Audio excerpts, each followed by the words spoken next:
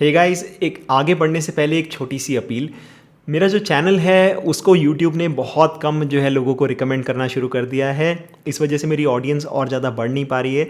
तो हो सके तो अगर आपको मेरी वीडियोस मेरा कंटेंट अच्छा लगता हो तो इस वीडियो को लाइक ज़रूर करिएगा और हो सके तो कुछ ना कुछ कमेंट कर दीजिएगा, ताकि यूट्यूब की एल्गोरिथम को लगे कि हाँ भाई इसका कंटेंट अच्छा है और वो और ज़्यादा लोगों तक मेरे कंटेंट को पहुँचा सके। हेलो दोस्तों, कैसे हैं आप सब? आपका स्वागत है एक और बहुत ही इंटरेस्टिंग वीडियो में। आज की वीडियो में एक ऐसी कंपनी के बारे में बात करूंगा जिसने लास्ट ईयर यानी कि FY21 में लगभग 120-130 करोड़ का एबिटा करा था, और FY22 यानी कि इस साल कंपनी कह रही है कि हम 220 करोड़ से ज़्यादा का एबिटा करेंगे, और FY24 यानी कि आज से 2 साल बाद कंपनी कह रही है हम 400 करोड़ का एबिटा करेंगे। तो काफ़ी ज़्यादा बुलिश साउंड कर रही है। और मैनेजमेंट के अगर आप एक्शंस भी देखेंगे तो मैनेजमेंट अपने शेयर्स को कंटिन्यूसली बायबैक कर रही है, अपनी जो स्टेक होल्डिंग है उसे कंटिन्यूसली बढ़ा रही है। तो काफ़ी इंटरेस्टिंग डिस्कशन होने वाला है। अगर आप जानना चाहते हैं कौन सी कंपनी है तो इस वीडियो को एंड तक ज़रूर देखिएगा। तो बिना टाइम वेस्ट करे चलिए शुरू करते हैं।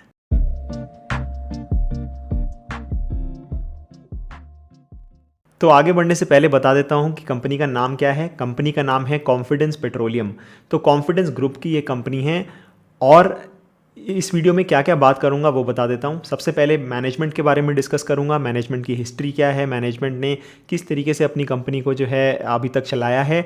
उसके बाद हम बात करेंगे कंपनी के बिजनेस की, कौन कौन से की सेगमेंट्स हैं, किस सेगमेंट में क्या ग्रोथ एस्पेक्ट्स हैं, क्या रिस्क हैं, और फाइनली कंपनी की वैल्यूएशन के बारे में बात करेंगे, और कुछ की इवेंट्स जो इस कंपनी में हुआ है उसके बारे में बात करेंगे।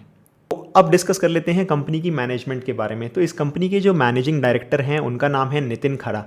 काफ़ी इंटरेस्टिंग स्टोरी है उनकी। इन्होंने जो ये बिज़नेस है वो शुरू किया था एज अ बर्तन बनाने का, यानी यूटेंसिल बिजनेस। तो बर्तन बनाने का बिजनेस शुरू किया था इन 1980s, end of basically 1990s के टाइम पे। And from there after they actually acquired a sick unit जो कि सिलेंडर बनाता था, एंड वो जो अक्वायर करके जो है उन्होंने सिलेंडर मैन्युफैक्चरिंग में एंटर करा। फिर इन्होंने कुछ और यूनिट्स को अक्वायर करा, और धीरे धीरे करते करते जो है अपने सिलेंडर मैन्युफैक्चरिंग यूनिट्स को जो है बड़ा करते चले गए। तो कंपनी की जो मैनेजमेंट है मुझे पर्सनली बहुत ही ज़्यादा एथिकल, बहुत ही ज़्यादा विजनरी लगी। मैंने कुछ इंटरव्यूज़ इनके सुने, और इनकी हिस्ट्री भी अगर आप देखेंगे तो काफ़ी इंस्पायरिंग है। अगर आज की बात करूँ, ये लार्जेस्ट मैन्युफैक्चरर ऑफ सिलेंडर्स हैं इन इंडिया, और इनके की क्लाइंट्स जितने भी आपके जो है सिलेंडर की कंपनीज़ हैं, यानी कि भारत पेट्रोलियम हो या फिर इंडेन हो, दोनों ही इनके कस्टमर्स हैं, चाहे रिलायंस हो। तो इस तरीके से फिर इन्हें लगा कि ऑलरेडी हमारे जो है एक रिलेशंस बन गए हैं बेसिकली पूरी की पूरी गैस इकोनॉमी में, तो क्यों ना हम अब जो है मूव वैल्यू चेन में और ऊपर की तरफ मूव करें। तो काफ़ी इंटरेस्टिंग कॉन्सेप्ट है। बेसिकली होता क्या है कि जब भी कोई कंपनी जो भी काम कर रही होती है वो अपने बेसिकली ग्रो करने के लिए धीरे धीरे वैल्यू चेन में ऊपर मूव करती जाती है, और जो लोअर बेसिकली कमोडिटाइज्ड बिजनेस होते हैं उसे छोड़ती चली जाती है। तो अगर इनके केस में देखें तो इन्होंने भी जो है एक इंटीग्रेटेड प्लांट बना के जो है सिलेंडर मैन्युफैक्चरिंग से ये लोग मूव कर गए LPG बॉटलिंग में। LPG बॉटलिंग का मतलब सिंपल है कि जैसे जितने भी खाली सिलेंडर हैं उन्हें भरने का काम ऑटोमेटिक तरीके से। अब आप इस बिज़नेस को समझिए कि जो LPG बॉटलिंग का बिज़नेस है ये कस्टमर्स के जितना ज़्यादा करीब होगा, जितना ज़्यादा स्ट्रैटेजिक लोकेशंस पे होगा, उतना ही ज़्यादा अच्छा रहेगा कंपनी के लिए। तो अगर आज की बात करूँ तो इनकी 56 LPG बॉटलिंग प्लांट्स हैं, और ये जो है IOCL हो चाहे BPCL हो, दोनों के लिए ही जो है LPG सिलेंडर भरने का काम करती है। उसके अलावा अब इन्होंने कहा कि अब हम ऑलरेडी जो है दूसरी कंपनीज़ के लिए जो है सिलेंडर की जो है फिलिंग कर रहे हैं, क्यों ना हम एक अपनी जो है मार्केटिंग करके अपना ही प्राइवेट सिलेंडर्स लॉन्च कर दें। तो आपने देखा होगा अगर आप बैंगलोर या फिर महाराष्ट्र में कहीं से बिलोंग करते हैं तो वहाँ पर गो गैस के नाम से काफ़ी फेमस हैं इनके प्राइवेट सिलेंडर्स, वो यही कंपनी बनाती है। बेसिकली ये जो है गेल वगैरह से जो है गैस प्रोक्योर करके सिलेंडर्स में फिल करके जो है इन्होंने मार्केटिंग का काम शुरू करा, और वो काफ़ी अच्छा कर रहा है। और जैसे जैसे जो है सब्सिडी जो है कम होती चली गई LPG सिलेंडर में, वैसे वैसे इन्हें और ज़्यादा बेनिफिट होता चला गया, क्योंकि जब तक जो है सब्सिडी थी तो हर कोई वही प्रेफर करता था। लेकिन अब जो है जितनी भी इंडस्ट्रीज़ हैं, जितने छोटे वेंडर्स हैं, चाहे चाय वाले हों या फिर बेसिकली इस तरीके के छोटे स्टॉल्स वाले हों, खाने पीने वाले, वो इस तरीके के सिलेंडर वालों को भी प्रेफर करते हैं, क्योंकि इनकी सर्विस बेटर रहती है और रेट्स भी अब रीज़नेबल हो गए हैं क्योंकि सब्सिडी काफ़ी कम हो गई है। और आगे जाके क्योंकि बीपीसीएल जो है उसका प्राइवेटाइजेशन हो रहा है तो गवर्नमेंट को सब्सिडी को बिल्कुल ही ख़त्म करना पड़ेगा या फिर प्राइवेट प्लेयर्स के लिए भी जो है सब्सिडी को ओपन करना पड़ेगा, क्योंकि बीपीसीएल एक प्राइवेट प्लेयर हो जाएगी, राइट। और अगर उन्हें सब्सिडी, जो एग्जिस्टिंग कस्टमर्स हैं उन्हें सब्सिडी देनी है, या तो उनकी सब्सिडी बंद करनी पड़ेगी या फिर बाकी प्लेयर्स के लिए भी सब्सिडी चलानी पड़ेगी। तो काफ़ी इंटरेस्टिंग जो है डेवलपमेंट्स हो रही हैं इस कंपनी में। एक और जो है नेक्स्ट ट्रांजिशन इन्होंने क्या करा, वैल्यू चेन में और ऊपर मूव करे। अब इन्होंने क्या करा कि ऑटो एलपीजी, यानी ऑटो में जो एलपीजी वाले ऑटो होते हैं उनके लिए जो स्टेशंस होते हैं उन्हें एएलडीएस बोलते हैं, यानी कि ऑटो एलपीजी डिस्पेंसिंग स्टेशन, वो इन्होंने खोले और बहुत तेज़ी से स्केल करा। पिछले 3 सालों में जो है ऑलरेडी ये 206 स्टेशंस खोल चुके हैं और इनका विजन है आने वाले कुछ सालों में 400-500 स्टेशन तक जाने का। और फाइनली जो लास्ट लेग है, यानी कि अब ये फाइनल लेग में आ गए हैं, यानी सीएनजी में। तो सीएनजी स्टेशंस खोल रहे हैं, ऑलमोस्ट 100 स्टेशंस खोल रहे हैं इन बैंगलोर। गेल के साथ जो है इन्होंने एक टाई अप करा है। तो अगर आप मैनेजमेंट को देखेंगे तो धीरे धीरे जो है किस तरीके से ये अपनी वैल्यू चेन में ऊपर मूव करते चले गए, और जो भी इंक्रीमेंटल केपेक्स किया है इन्होंने वो पिछले केपेक्स से बेटर है। कहने का मतलब है बेटर मार्जिन प्रोफाइल वाला, बेटर आरओसी वाले बिजनेसेस हैं। तो जो मार्केटिंग बिजनेस था, यानी कि जो अपनी मार्केटिंग था, वो जो है कोर सिलेंडर मैन्युफैक्चरिंग से बेटर बिजनेस था इन टर्म्स ऑफ आरओसी।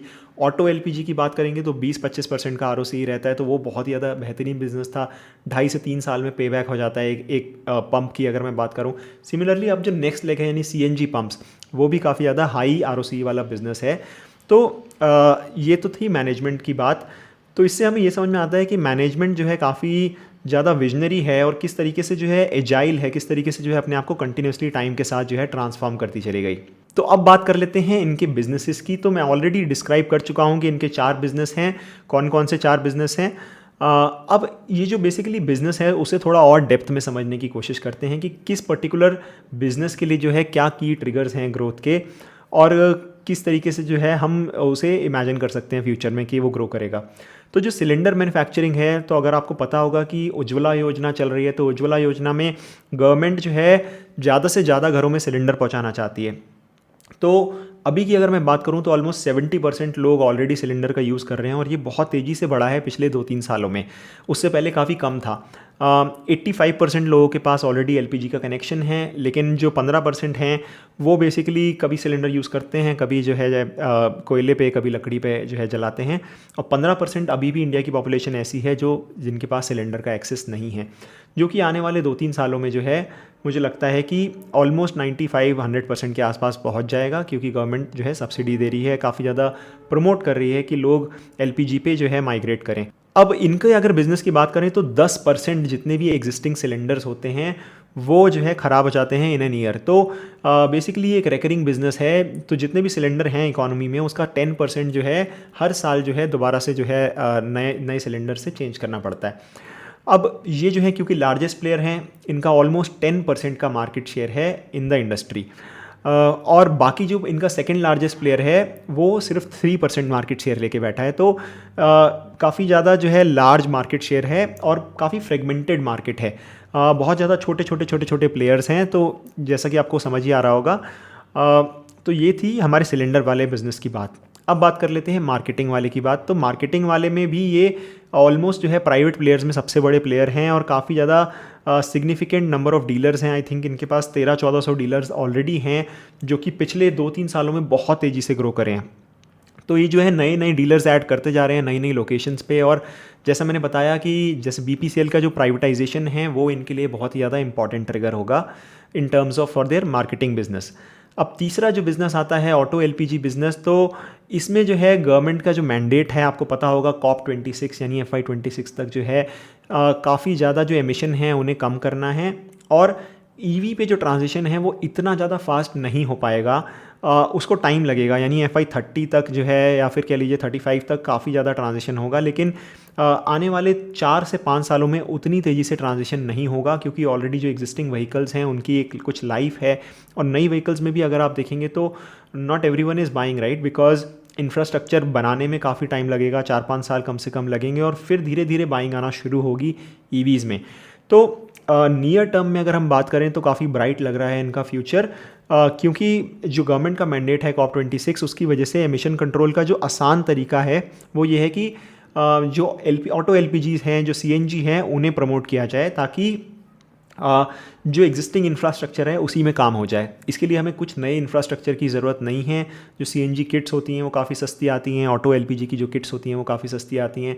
तो ये लोग जो है एग्जिस्टिंग ऑटोज़ को जो है अपने बेसिकली कस्टमाइज़ करते हैं, उसमें ऑटो LPG की किट फिट करके जो है देते हैं। और मैंने यहाँ पर कुछ ऑटो वालों से भी बात करी थी बैंगलोर में, तो उनका कहना है कि काफ़ी ज़्यादा सस्ता पड़ता है ऑब्वियसली जो LPG है एज़ कम्पेयर टू पेट्रोल। और अगर आप नेटवर्क की बात करेंगे तो एटलीस्ट बैंगलोर में तो काफ़ी अच्छा नेटवर्क है इनका, काफ़ी सारे पेट्रोल पंप्स, काफ़ी सारे पंप्स इनके हैं ऑटो LPG के, और ऑल ओवर इंडिया भी अच्छा नेटवर्क है। 206 स्टेशंस जो हैं इनके ऑलरेडी हैं और काफ़ी तेज़ी से एक्सपैंड कर रहे हैं।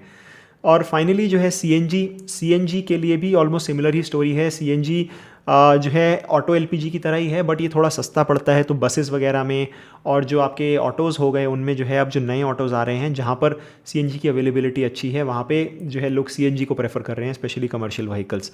इनका एक बिज़नेस जो था LPG बॉटलिंग का बिज़नेस, उसके बारे में मैं डिस्कस करना रह गया। तो LPG बॉटलिंग के ऑलरेडी इनके 56 जो है ऑलरेडी स्टेशंस हैं जहाँ पे ये लोग बॉटलिंग करते हैं। अब इंटरेस्टिंग बात यह है कि जो PSUs हैं वो इनसे क्यों बॉटल करवाएंगे, राइट? वो अपनी खुद से जो है बॉटलिंग क्यों नहीं करते? तो जितने भी PSUs हैं उनकी जो कॉस्ट ऑफ बॉटलिंग है वो ज़्यादा आती है as compared to them because of few reasons. एक तो ये कि जो उनकी बॉटलिंग है वो सेंट्रलाइज प्लेस पे होती है और बहुत ज़्यादा बड़े स्केल पे होती है। तो हाई केपेक्स वाले जो उनके प्लांट्स हैं और वो उतने ज़्यादा अच्छे नहीं रहते, क्योंकि जो बॉटलिंग है अगर कस्टमर के पास करेंगे छोटे जो है, अगर हम basically hub and spoke model रखेंगे तो वो ज़्यादा बेनिफिशियल रहेगा। और इन्होंने जो है ये अपॉर्चुनिटी देख के एक्चुअली में यही करा, इन्होंने हब एंड स्पोक मॉडल बनाया। अब इम्पॉर्टेंट बात यह है कि जो इनकी बॉटलिंग प्लांट्स हैं वो इनकी जो मार्केटिंग है, यानी कि इनके जो सिलेंडर हैं जो कि ये लोग डायरेक्टली बेच रहे हैं गैस फिल करके, वो उन्हीं के थ्रू ही बॉटलिंग करते हैं।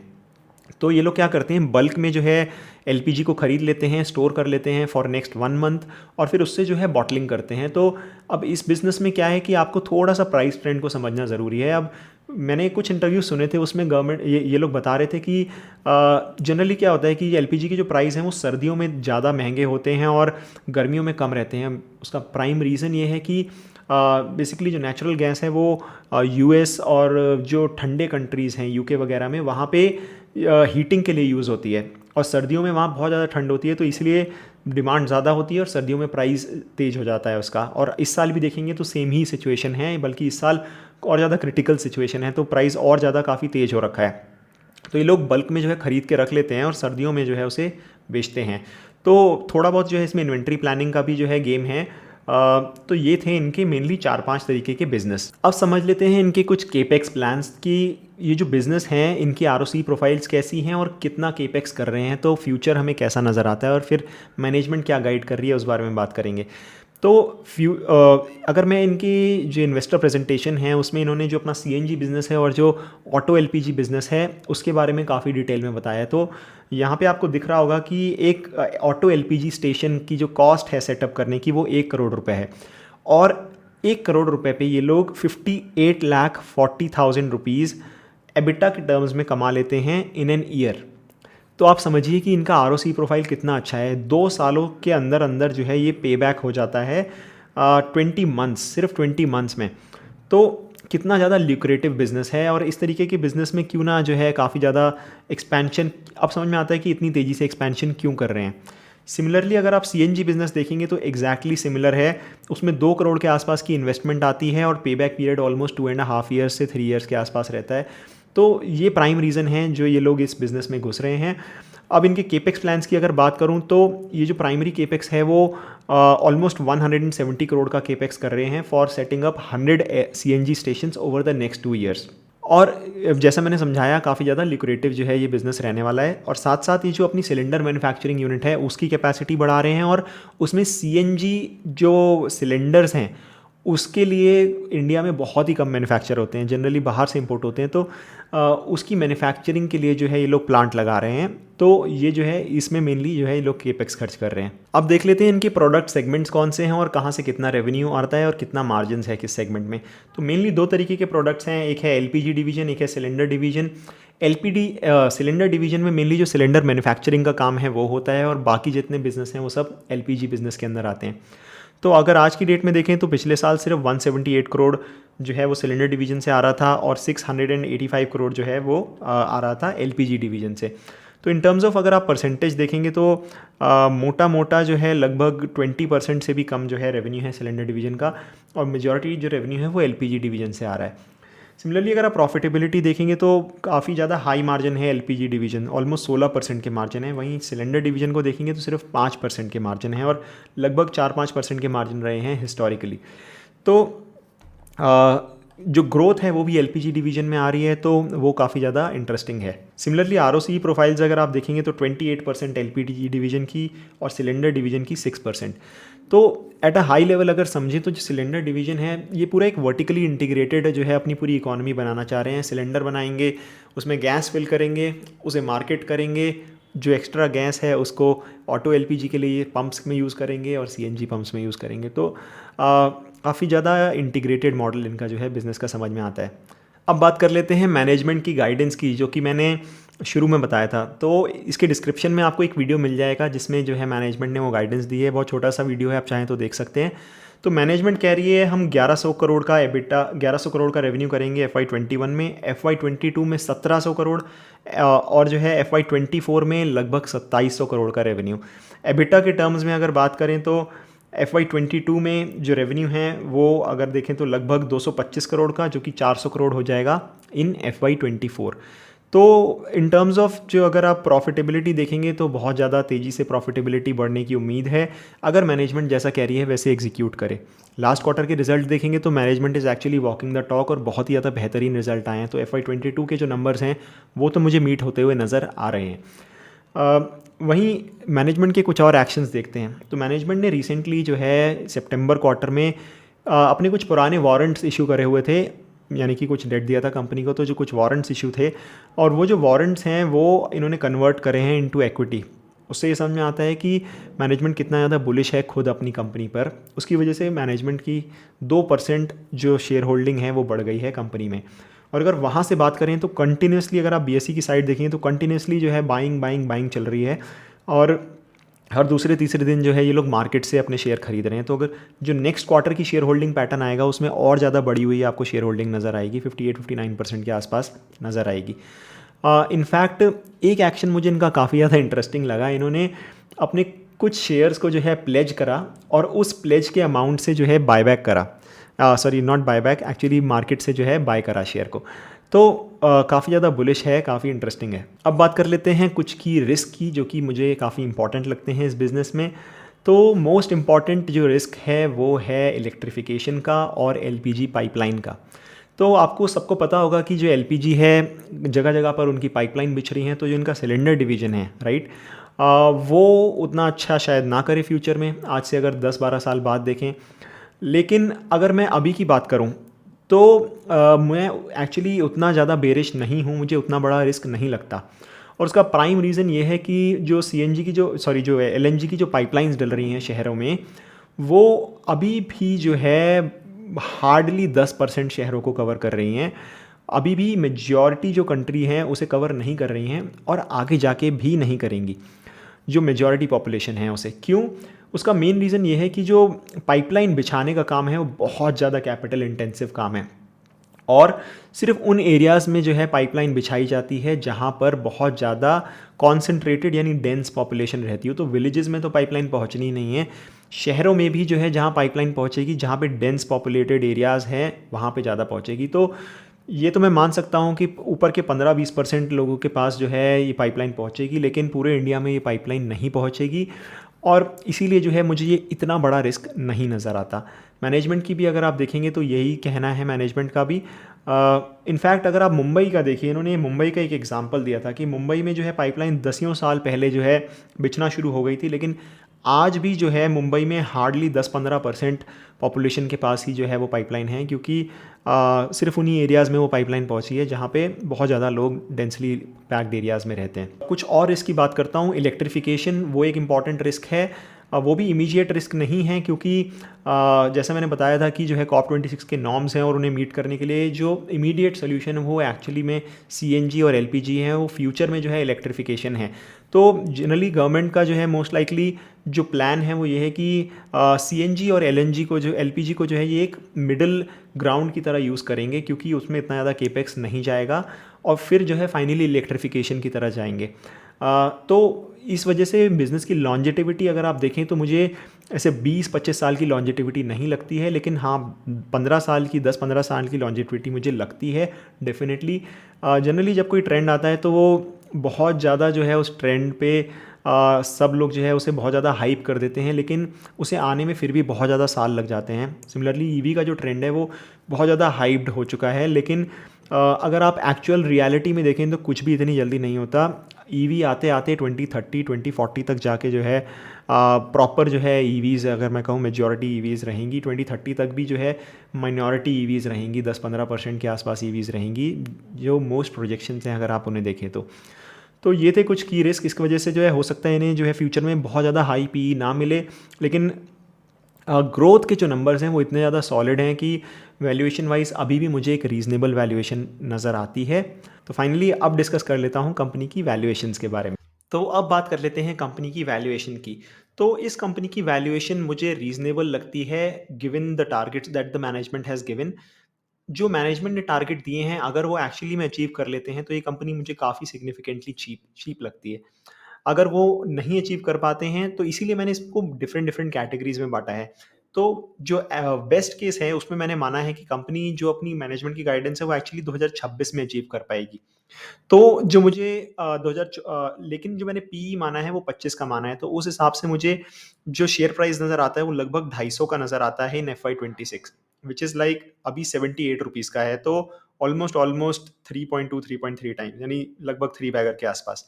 तो 26% का कैगर रिटर्न, एवरेज केस में 20 का पीई माना है जो कि 19% का कैगर रिटर्न, और वर्स्ट केस में भी मैंने 15 का पीई माना है।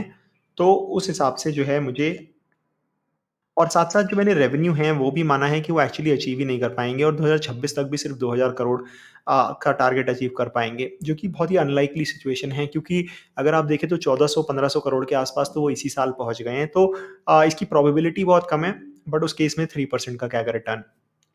आप इस शीट को जो है अपने हिसाब से चेंज कर सकते हैं। 2026 में कितना पीई चाहते हैं वो आप डालिए इसमें, और आपको रेवेन्यू की ग्रोथ कैसी नज़र आती है वो चेंज करिए, तो ये आपको बता देगा कितना कैगर रिटर्न है। बट ओवरऑल अगर देखें तो ये तो सिर्फ एक आइडिया लगाने के लिए है, बट ओवरऑल रिस्क रिवॉर्ड इस पर्टिकुलर कंपनी के लिए मुझे फेवरेबल नज़र आता है। इवन दो जो स्टॉक है वो तो काफ़ी ज़्यादा ऑलरेडी बढ़ गया है, बट अभी भी मुझे लगता है there is a significant re rating that can happen over the next 2 to 3 years. तो फाइनली समराइज़ करता हूँ तो काफ़ी इंटरेस्टिंग अपॉर्च्युनिटी है, काफ़ी ज़्यादा अग्रेसिव ग्रोथ टारगेट्स हैं। मैनेजमेंट की हिस्ट्री भी देखेंगे तो काफ़ी अग्रेसिव टाइप की मैनेजमेंट है, ग्रोथ हंग्री मैनेजमेंट है, विजनरी मैनेजमेंट है। एग्जीक्यूशन देखना रहेगा, अगर जो बोल रहे हैं वो एग्जीक्यूट कर देते हैं तो काफ़ी अच्छा इंटरेस्टिंग ट्रेंड नज़र आता है। लेकिन कुछ कुछ हेडविंड्स भी हैं, जैसे कि इलेक्ट्रिफिकेशन या ईवी का जो थीम है, और साथ साथ जो पाइपलाइंस जैसे मैंने बताया, ये सब कुछ हेडविंड्स हैं।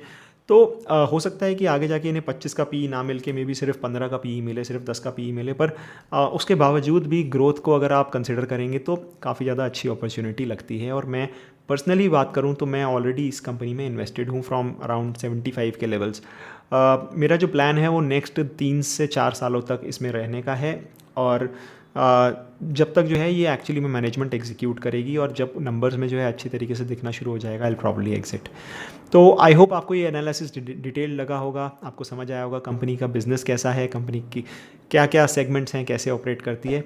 इसी तरीके की वीडियोस देखना चाहते हो तो आप मेरे चैनल को सब्सक्राइब कर सकते हैं, और इस वीडियो को प्लीज़ लाइक ज़रूर करिएगा, क्योंकि इस चैनल की जो विजिबिलिटी है वो काफ़ी ज़्यादा कम हो गई है रिसेंट टाइम्स में। बहुत ज़्यादा कम यूट्यूब लोगों को रिकमेंड कर रहा है फॉर सम रीज़न। तो अगर आप इस वीडियो को लाइक करेंगे तो होपफुली यूट्यूब की एल्गोरिथम कुछ समझेगी कि हाँ भाई इसका कंटेंट अच्छा है, और लोगों को रिकमेंड करेगी। तो हो सके तो आप लाइक ज़रूर करिएगा। फाइनली अगर आप तिजोरी फाइनेंस का सब्सक्रिप्शन लेना चाहते हैं तो आप लॉजिक 15 ये कोड डाल के 15% का जो है डिस्काउंट ले सकते हैं। तो चलिए मिलते हैं अगले वीडियो में। Bye bye.